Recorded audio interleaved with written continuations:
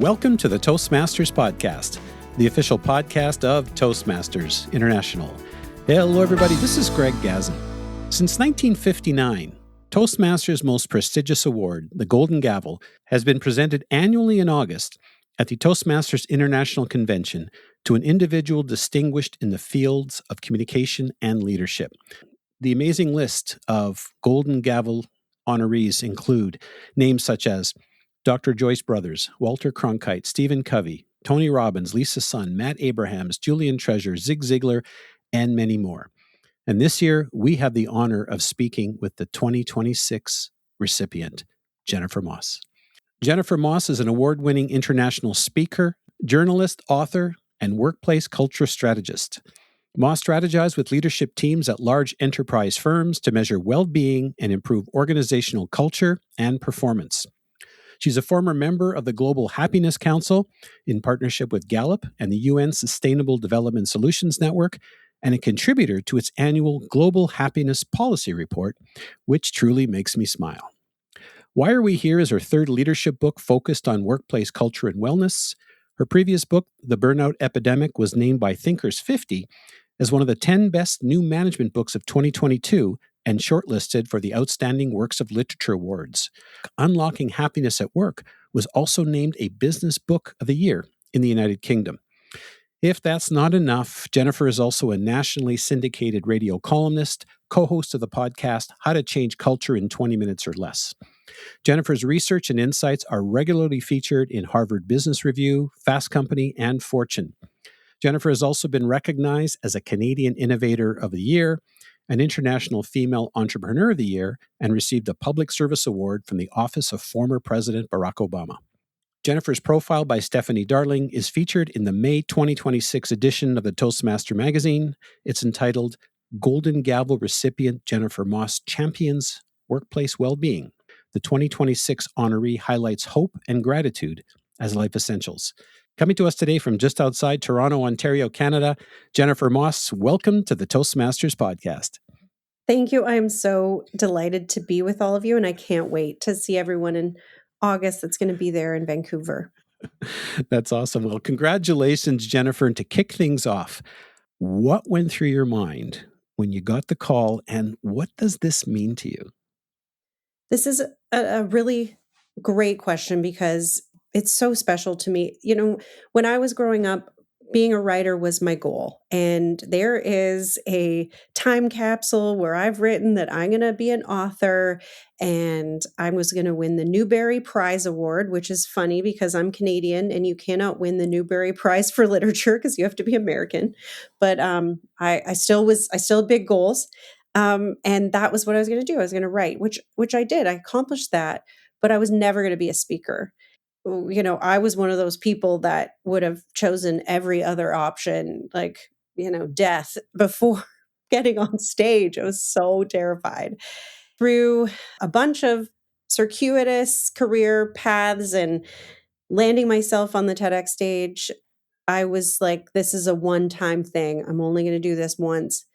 And here I am so much later, and it's been an effort and it's practice and it's a huge amount of nerves and terror and fear, and then finally getting good enough to feel like you have mastery over it. And now I love it. And it's everything I want to do. So this award to me is extra special. It's not like the awards that I've received for my books aren't special, but there's something about getting awarded for something that you never thought you were good at. It just feels extra nice to get this recognition.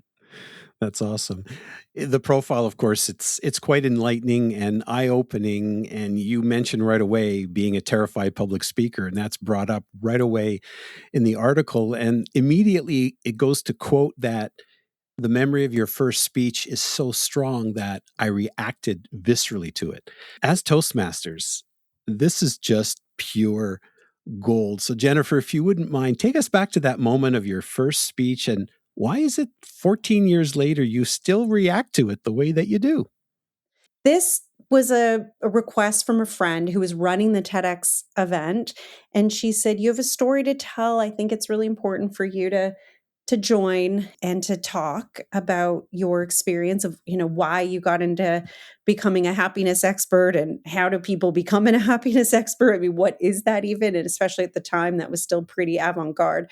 And she said, you have to do it. And I said, 100%, absolutely no way. Like, no, thank you. No. And she pushed me. She kept saying, you have to do this. Like, step outside of your comfort zone. This is what you do. Go for it. And I said no for a long time. And then finally I thought, you are not really living up to the model that you want to set for your girls. You have to go do this. It's just one time. You'll just really prepare. And I prepared, I practiced, I still got there and threw up multiple times. I sat in the bathroom telling myself in the mirror, you've got this. I was calling myself a beast, like going like, you're a beast. And I was doing power poses in the mirror.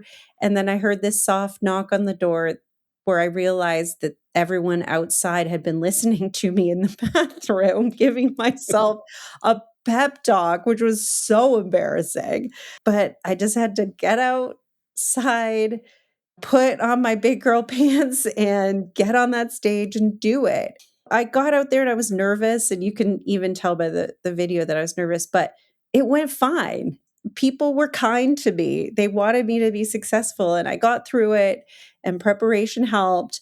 And I realized, okay, that was a big milestone of fear that I had overcome. But I did think it was going to be done, and I was just going to do it that one time. And then other opportunities kept coming up, and I thought, okay, well, I'll do it again and again. And then now here I am. But it was painful. And I think we talked about this before, Greg, where I said, I wish I had Toastmasters to give me a little bit of practice in a safe space versus me just putting myself in a sink or swim situation. So when you do come across that, you said you react viscerally. What happens like right now? I still get that feeling in my chest of, I think it's healthy anxiety now. It's not abject fear. It's like good nerves. It's getting me ready so that I can do something that I really care about and do it well. So there's a healthy amount of nerves because it does mean, that I care about it. And I want to do a really good job for people in the audience, and I want to connect with them, and I care about the topic. I'm really passionate about what I talk about. That also is important. I want to get it across to people. I want people to leave with something valuable and tangible. That's why I get the nerves now, but it isn't, I'm not afraid to get up on stage. A big part of that is just having a real mastery of your content.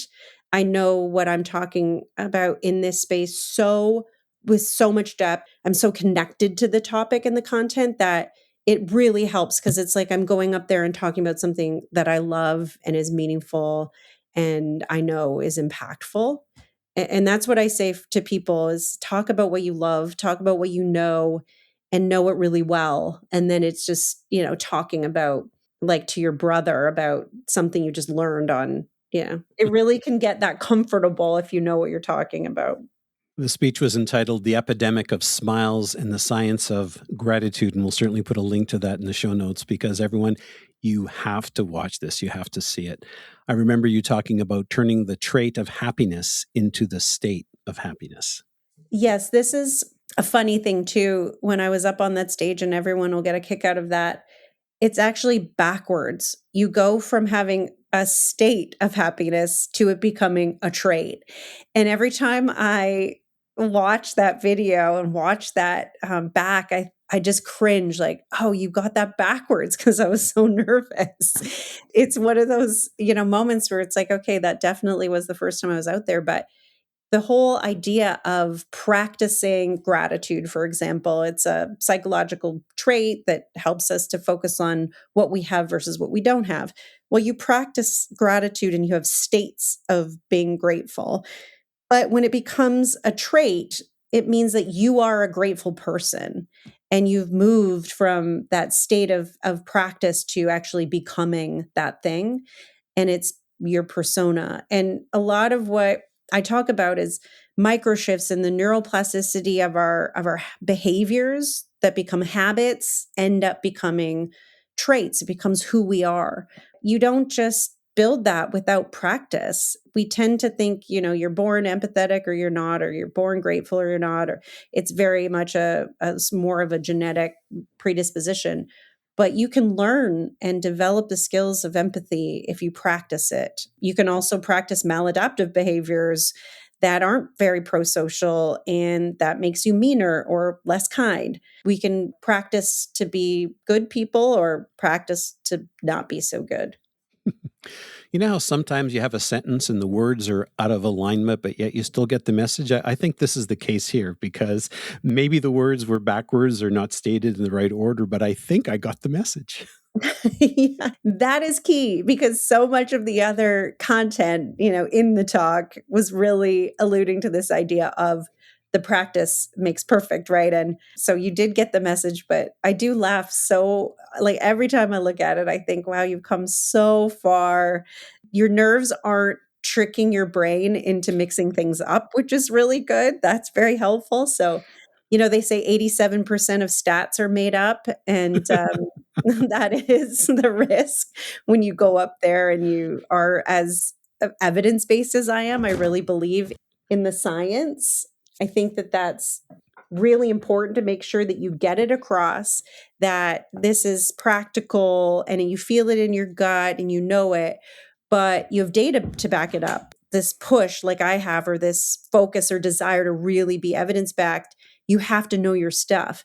So nerves obviously get in the way of that. And I'm glad that I don't have that issue as much anymore because, it does make it trickier to get all of the things you want to get out in a talk when you are feeling happy up on stage and not stressed out. We're talking about statistics. What are the chances that I pulled out that one thing? Right.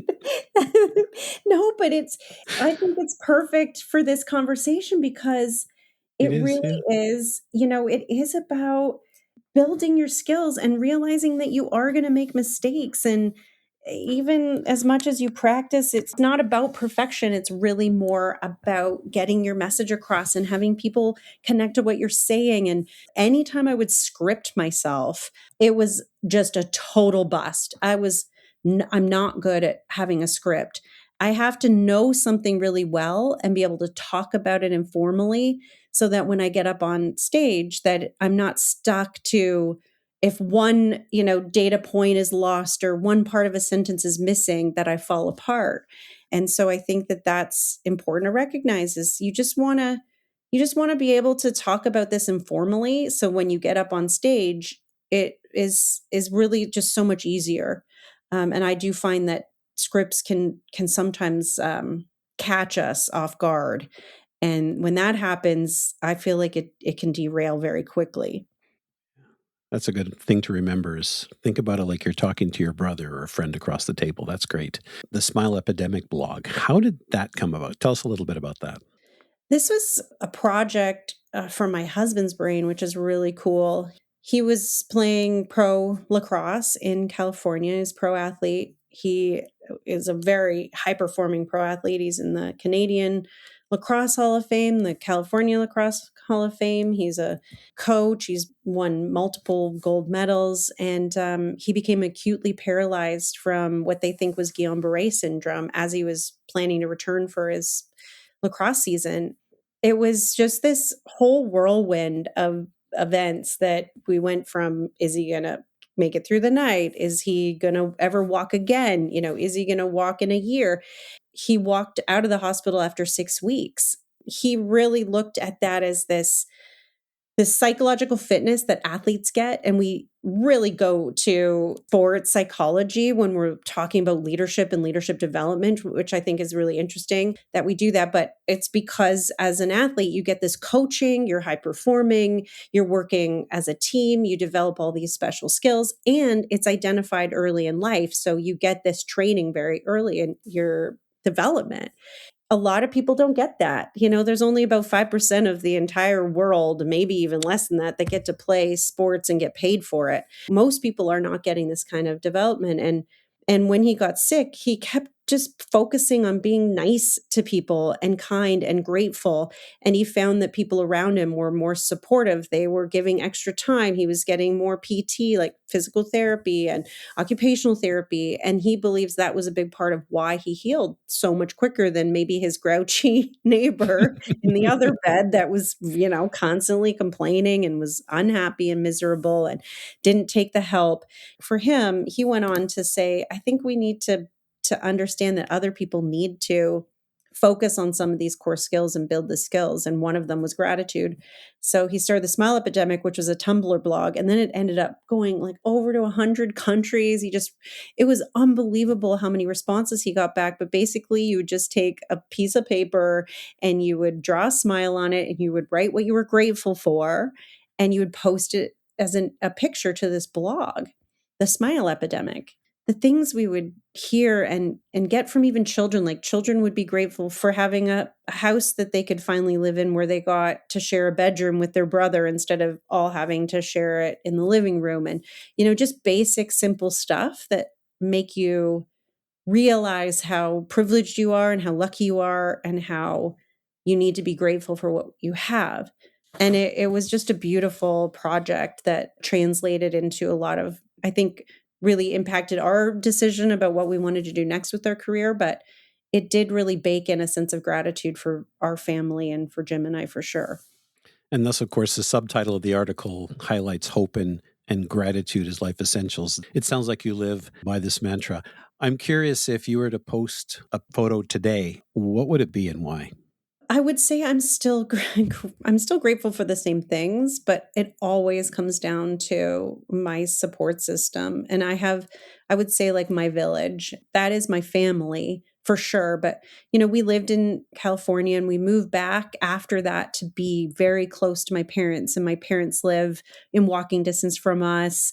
They nannied our children. They were really involved and so close to my kids.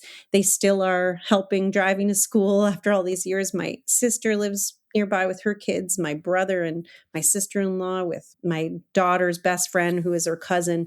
We moved back to be with family because we prioritized it differently after going through this health scare. And I think that is still the same. It's my village because I'm allowed to do all the cool things I get to do because I have support.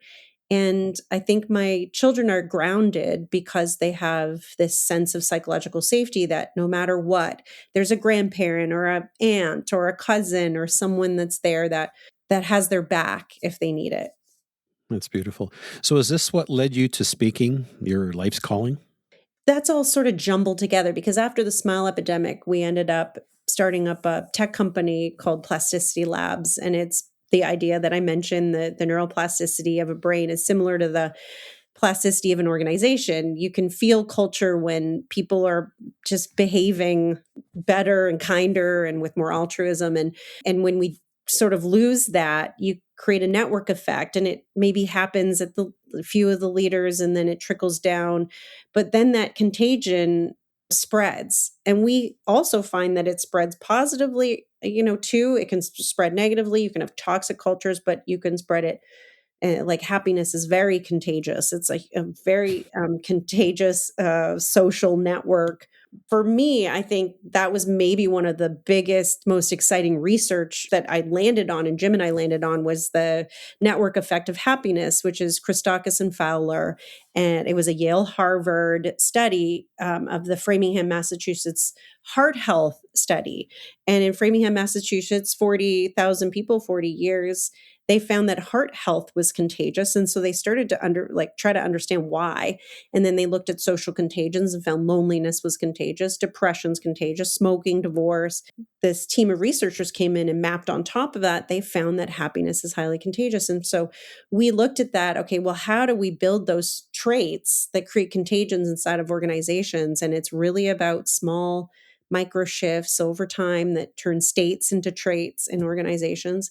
And so that company was really where it started, my writing and a lot of articles. I was writing for Harvard Business Review. The first one that I wrote was Happiness is Not the Absence of Negative Emotions. And it was based on Jim's and my experience, but also on this company that we had built in the Smile Epidemic.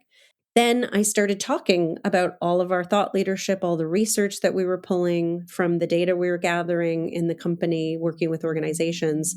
And it just started to blossom. And so I would write, and then I wrote books, and then I would talk about those books and talk about the research. And that's really how it advanced. It wasn't a plan. Again, that's just what made sense, because my role was to share and have an impact so other people would buy into the idea that happiness is important inside of organizations. Let's talk a little bit about this a little bit more. So, again, title of the article, You Champion Workplace Well-Being. I found that extremely intriguing. Of course, it's starting to make sense as we're having this conversation, and your role as a workplace culture strategist and a burnout researcher. Jennifer, could you give us a little insight as to what workplace well-being looks like, and in what ways can you help organizations accomplish this? The value of workplace well-being, I feel like, is still yet to be realized, because the way that we are attacking, or not even attacking, or implementing the concept into organizations is really far downstream. And so well-being has gotten a bit of a bad rap. There was a huge amount of investment in it when there was so much turnover in 2020 after the pandemic. And we needed to retain employees who wanted to have more work-life balance, work-life harmony. And what we found in that, sort of within me writing the burnout epidemic and the plasticity company before that, and then now with this latest book, Why Are We Here? I keep seeing this, like, this evolution. We're getting a bit closer, but a lot of the ways that we respond to, to strategies around well-being are like perks, they're downstream investments. It's like, wellness, and is all about physical activity and subsidized gym memberships, and giving people a week off after they're burned out, or Friday afternoons meeting free, and things like that. And that is, it'll give people a little bit of reprieve. It might help someone who has enough energy to go and use the gym, but for most people, if you're not dealing with well-being right upstream, which is essentially managing the stressors. So even, like, it's not even a happiness conversation, it's like preventing chronic stress. If we can get further upstream, which is really where myself and my co-founder of Wellbeing OS, which is part of the Global Wellbeing Group, what we do is we really focus on, like, measuring and understanding and intervening before people feel levels of stress. And usually that shows up in managing workload. That means more fair policies. It's about having better discussions around what those policies should look like with employees before they're built, before they're executed. It's community, having friendships at work and not feeling lonely. It's making sure that people feel that connected to the mission and the values, that they're actually doing work that suits their strengths. These are all things that are actually not expensive. They're free in most cases, but that's where you improve well-being, is just making sure those hygiene needs are met. And then people then can be optimized, which means then they can use the gym memberships. Then they can, listen to Rain on a meditation app for 15 seconds and feel better.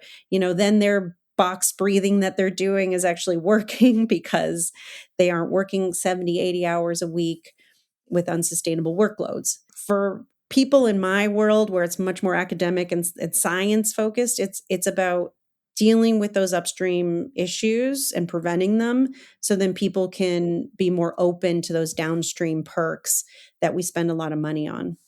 Well, in the article, you emphasize that these pre-COVID workplace systems don't work anymore. Can you share just a little bit more about that? And I'm also thinking, maybe give us an insight or an inkling as to some of the misconceptions and maybe the new realities. I joke that we are not in the future of work, we're in the multiverse of work. So for any Marvel fans that, like, understand this, it really Yep. is that we have jumped a timeline. Like, we are in a totally different timeline at this point. If you understand this concept of the way that we were on this trajectory of future of work, we would never have this many people working remotely or even hybrid. A lot of what I had been writing in the burnout epidemic before the pandemic was, we need more focus on remote work and having more discussions about it. And then it became the only discussion was, flexibility is all about where. That's really changed. And I think there's this desire from people in leadership positions for us to just forget what happened and jam the toothpaste back in the tube and go back to what it was.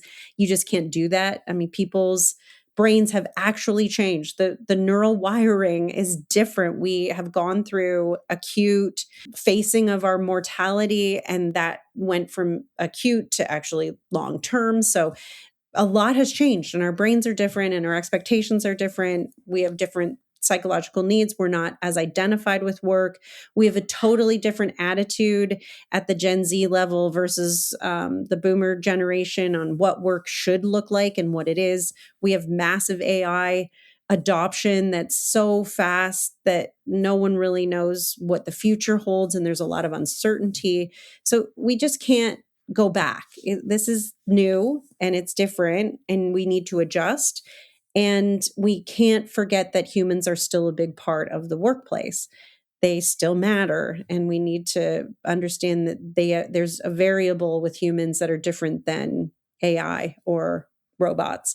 So a lot of that, like, we need to think about that as different. And I think what leaders really need to do, and not just leaders of organizations, like policymakers, government, everyone that has some power to shape what it should be like in the future of work, but just in the future of our societies, need to recognize that we have declining happiness and people are becoming less and less well. And a lot of that is because there's just too much change happening too fast and people don't feel hopeful. And that really does have to change. To give it some context, maybe you can perhaps share a couple of myths and truths. Yes. So one of the myths is burnout is a 2020 problem. I've heard that from CEOs saying, "Oh, burnout's so 2020." And I'll ask them, "Oh, how did you fix it?" And they said, I'm burned out about talking about burnout."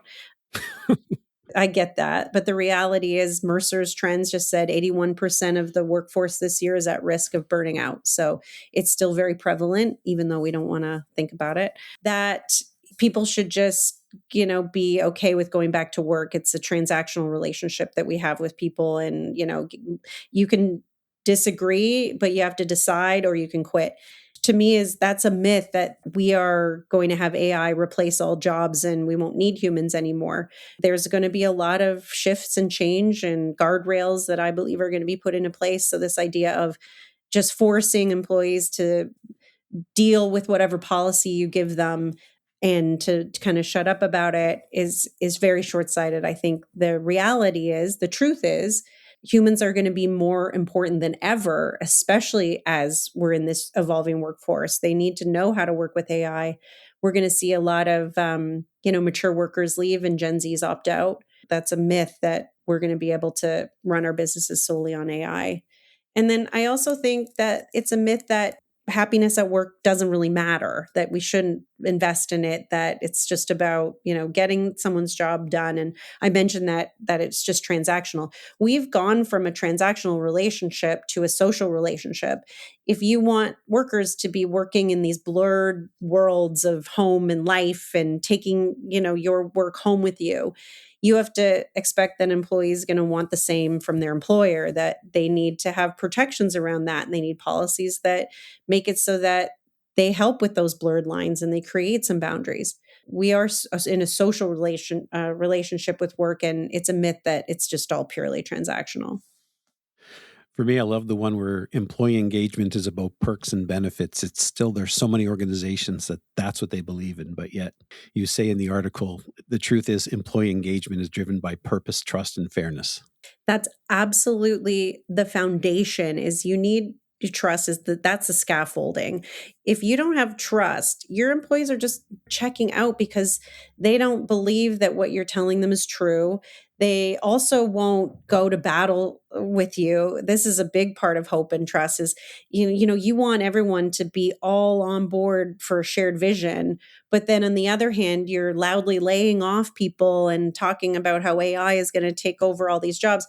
How are the people there going to innovate? They're worried that they're going to innovate themselves out of the job. So you need to build trust by making a plan for the people that are there and making them feel like if they're innovating, it's not to become obsolete. We're seeing a lot of that, a lot of detachment. Gallup calls this the great detachment right now from work. People don't have that loyalty or that identity. So they're going to leave when the cycle changes because this is cyclical. This always happens. We have shifts. We have employers in power. They have the ability to improve policies or take away policies, but then we get to a place where there's a talent crunch, and then suddenly they're throwing everything at employees who have the power again. I wish we could just focus more on, on doing well, and you do well and you do good. These are the things that can happen. It's not an either or conversation. You can have well-being and you can have prosperity and growth and competitiveness. And I think we look at investment in well-being as some sort of benevolent strategy, but it's actually just a smart business strategy because all the data shows that it just leads to all of these great business outcomes. Again, there's a short-sightedness that I think is unfortunate. And it's becoming even more short-sighted lately because these cycles are so fast. Yeah.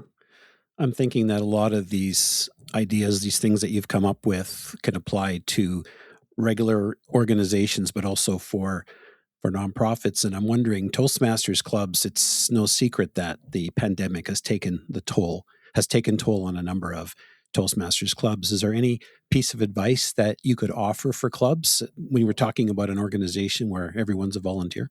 I think what is so critical to get across right now is that the number one skill, according to the World Economic Forum, year after year, the most highly involved number of subjects, number of data points, research studies continue to point that analytical skills and creative skills are the most important asset to any human being in the workplace right now.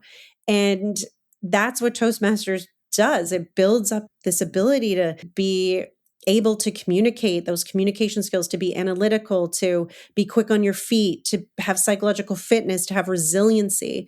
These are skills that every organization needs. So we just need to get more people to understand that the ability for you to learn to develop that, and it doesn't mean necessarily that it's about being a public speaker as the end goal.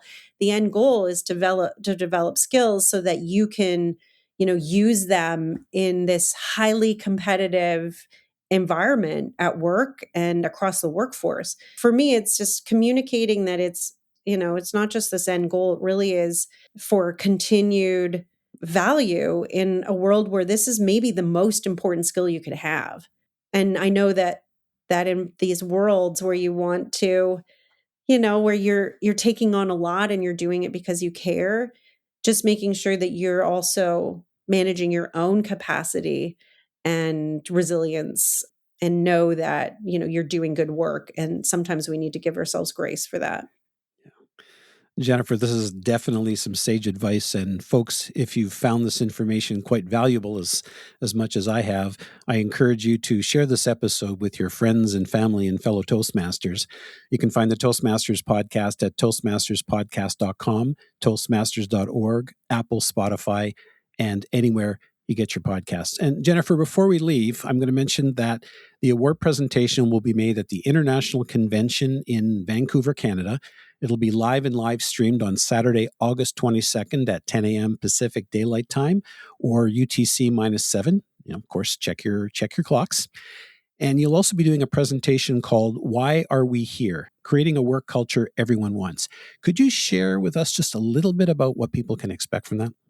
Yes, so this is based on my latest book. Harvard Business Review Press publishes my books, and I was writing really about this shift out of the pandemic and some of the things we talked about, just the changes that had happened. And it was based on this concept of mortality salience, and that when you face your mortality, everything changes. And the whole world went through that, whether it was immediate family or secondary, or even just seeing it on the news. What happens to our brains, it completely changes how we think of time and how we think of our life and how much shorter our life is. It becomes a subconscious response. And that makes us want to leave legacy. It makes purpose at work even more important. And it also can make people really shut down. So it can work in both ways. And we're seeing that where people are shut down and they lack trust and they are pushing against policy. They're showing up to work actively disengaged. And then there's a whole group of people that want more, but aren't getting it. This book and the talk really focuses on these 8 leadership traits, these psychological fitness traits that we need to embed in the organization with the foundation of hope and purpose and community. And then we talk about big business challenges like compassion and like AI and how we adopt it and how we think about adopting it and how we can do that better, and openness to generational gaps. And we talk about belonging and recognition and how that fits into getting to a shared vision. So it really is what we need to think about differently based on our whole minds, bodies, brains changing over the last 6 years. So I dig into that, and I really try to do it in a way that's changing culture in 20 minutes or less. Like I said in the podcast title, it's about small changes. And I have, a real focus on giving people tactical strategies that are 20 minutes or less. It's about micro shifts. It's not a big nebulous thing where you're making a value change or an overhaul. It's what we can do as individuals to affect the system, what managers and leaders can do for their team and for themselves to also affect the system, and how to do it quickly and effectively and most optimally. This sounds like a session that's not to be missed. And Jennifer, if someone wants to find out more about what you do and find out about your books, what's the best way for them to reach out? Jennifer-Moss.com. And folks, don't forget to check out Jennifer's profile in the May 2026 edition of the Toastmaster magazine, once again entitled Golden Gavel Recipient Jennifer Moss Champions Workplace Wellbeing 2026 Honoree Highlights Hope and Gratitude as Life Essentials. Jennifer Moss, thank you so much for taking the time to speak with us today, and I guess we will see you in Vancouver. I'm so thrilled that we got to talk here, Greg, and I can't wait to be in Vancouver for this event. It's going to be really special for me, so I'm glad I get to share it with all of you.